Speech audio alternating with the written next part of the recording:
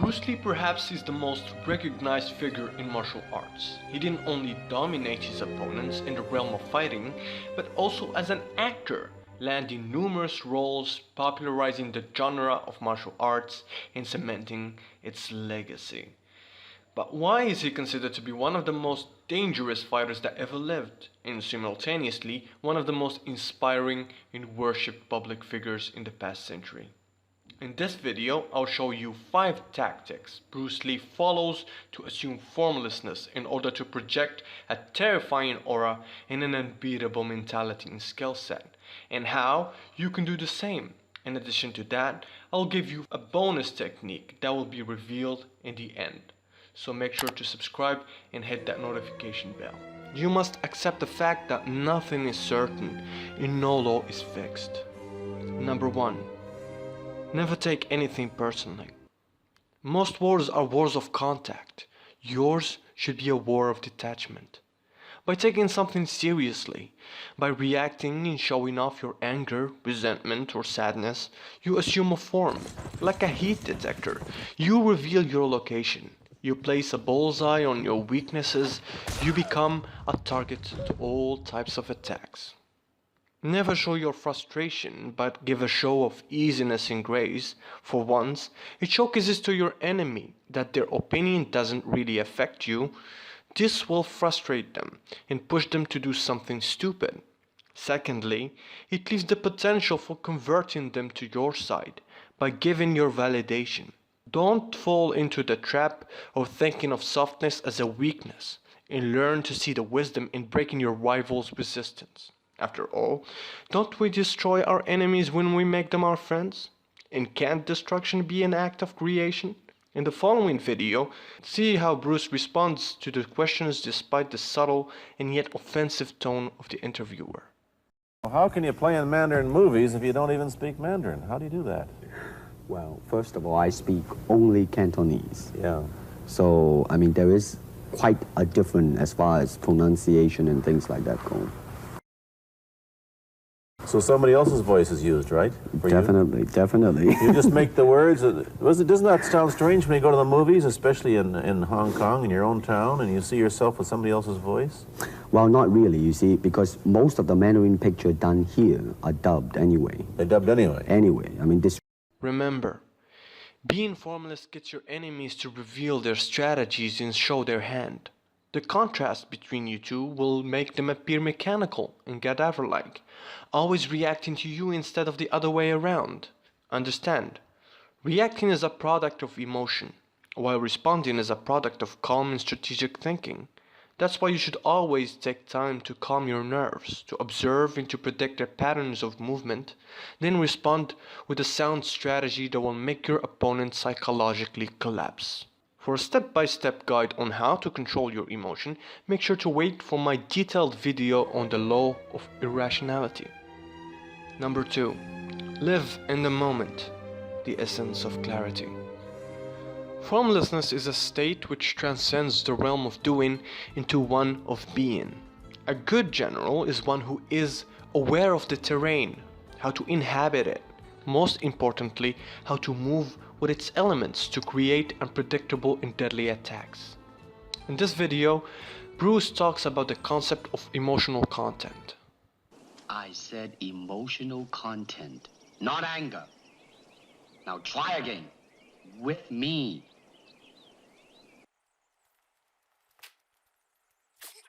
That's it. How did it feel to you? Let me think. Don't think. Feel. Understand. What Bruce was trying to teach his student is that a warrior must be totally present in his body and connected to his life force. When a person is creating emotional content, they are entering a state of zazen, a state of awareness, openness and receptivity to everything around them.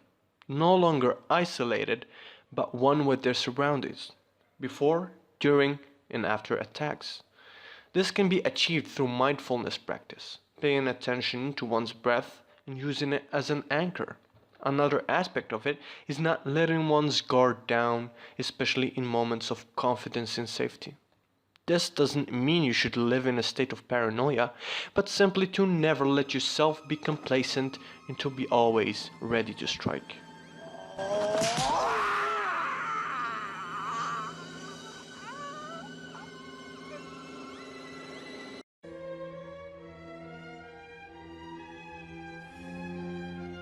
Three, avoid being too opinionated. In a world where knowledge is constantly expanding, people grow to have opinions about everything: politics, ethics, morals, fashion, sport, you name it. The illusion of knowing, the desire to be heard and acknowledged blinds them. They envelop themselves in a shell of narcissism, venting their personal opinions and revealing their most fundamental beliefs, without thought or caution of alienating or enforcing their ideas on others. Unlike others, you cannot afford such alienation. You need to lower people's resistance by confirming their self-opinion. Let the rest flaunt their insights. You, on the other hand, must keep your opinions to yourself and focus on gaining allies. Never be too direct in your approach and surround yourself in an aura of mystery that can be interpreted in all sorts of ways. Never sacrifice mobility for safety. Never allow yourself to be one-dimensional. The person with the most options always wins. Notice how Bruce ignores the interviewer's frame when asked to choose who is the best fighter and avoids to alienate any of those choices. Well, depending, okay? Now, as a fighter, Steve McQueen, now, he is good in that department because that son of a gun got the toughness in him. Yeah. Now, James Coburn is a peace-loving man. He appreciates the philosophical part of it. Therefore, his understanding of it is deeper than Steve. So it's really hard to say. You see what I'm saying now? Understand. To be like Bruce, you must be ungraspable and ethereal like the god Mercury, whose power lied in his ability to take on the shape of anything he wanted and use it to rain chaos on Mount Olympus. Do not get sucked into another person's frame, and when you do assume a form, use concentration, speed, and power to give a final blow that will paralyze your enemy and cripple their spirit. Number 4. Crush your past and kill your Buddha. In a world where dogma rules, you must accept that all strategies have weaknesses, and even the most sacred of laws have reversals. As human beings, we face tremendous amounts of adversity throughout our lives. We become shy and cautious. We develop beliefs and convictions to shield and comfort us. And while we might be deluded that these beliefs are a source of power, the truth is they are nothing but dead weight. Our inability to adapt to the constant stream of life renders us helpless in the face of change and surprise. The wheels of fortune favor the bold and the formless. Do not be bogged down by your inflexible ways, your dependence on others, conformity. Always seek to be on the move, to take initiative, and remember, forward is the battle cry. Kill your Buddha. Kill your teachers.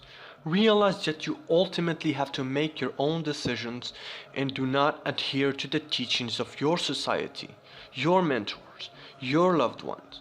Do not respect someone's ideas too much, for you will end up blinded by them, thus losing your inner voice and vision. So you must teach yourself to rely less on your past.